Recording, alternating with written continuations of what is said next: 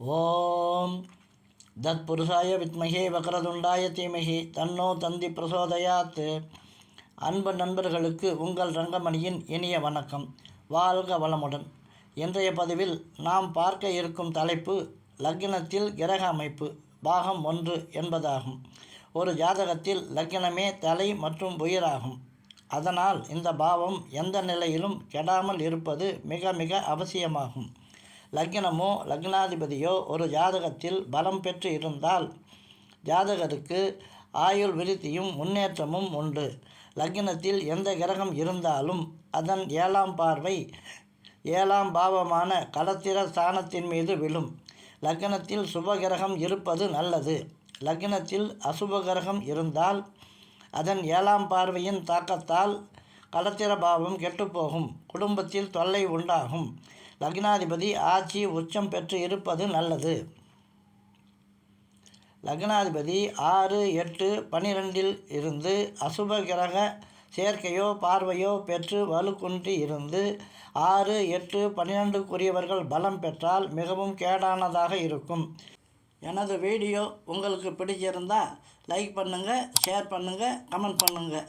மறக்காமல் எனது சேனலை சப்ஸ்கிரைப் செய்து அருகிலுள்ள பெல் பட்டனை கிளிக் செய்து ஆல் என்பதையும் கிளிக் செய்யுங்கள். அப்போதுதான் நான் போடும் வீடியோக்கள் உடனுக்குடனேயே உங்களுக்கு நோட்டிஃபிகேஷனில் வரும். இப்போது தலைப்புக்குள் செல்லலாம் வாருங்கள். லக்னத்தில் சூரியன் இருந்தால் அந்த ஜாதகரின் உடம்பு உஷ்ண சரீரமாக இருக்கும். அந்த ஜாதகர் முன்கோபியாகவும் சண்டை விரும்பியாகவும் இரக்கமற்றவராகவும் இருப்பார்.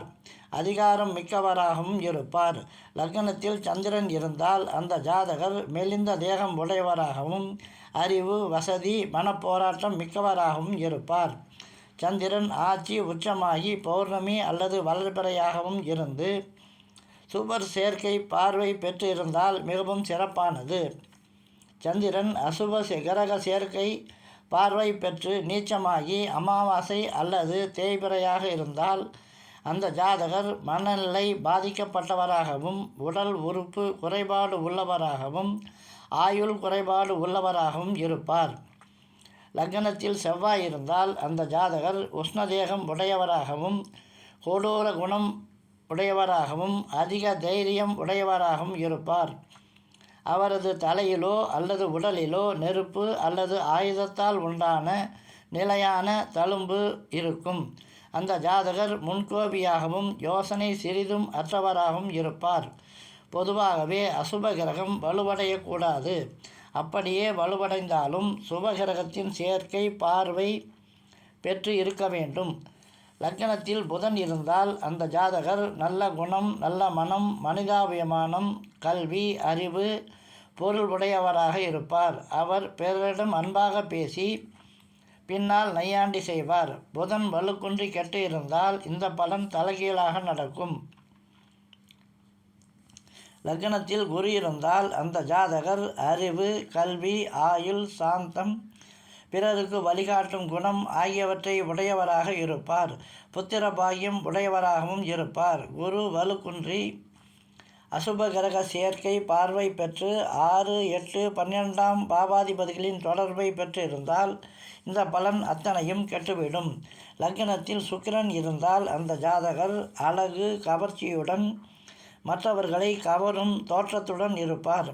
இந்த ஜாதகர் கலை ஆர்வம் மிக்கவராகவும் இருப்பார். அவருக்கு தக்க வயதில் திருமணம் நடக்கும்.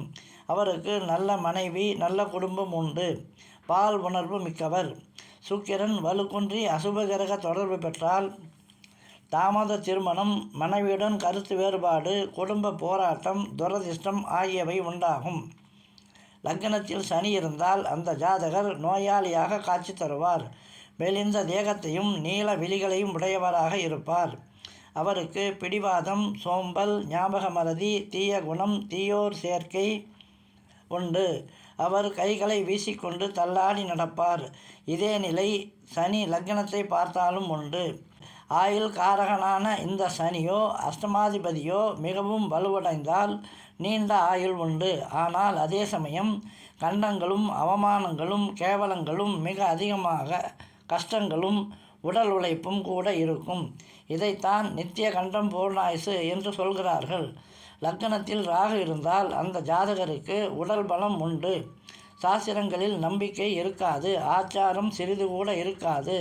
திடீரென அதிகப்படியான கோபம் அடைந்து தகாத வார்த்தைகளால் திட்டுவார். அயலார், அயல் மொழி, அயல்நாடு போன்றவற்றில் ஆர்வம் அதிகமாக இருக்கும். எதையும் மிகைப்படுத்தி காட்டும் வித்தை அந்த ஜாதகருக்கு அதிகமாக இருக்கும். போட்டோ, திரைப்படம், கணினி, பயணம் சம்பந்தப்பட்ட தொழில்களில் ஆர்வம் அதிகமாக இருக்கும்.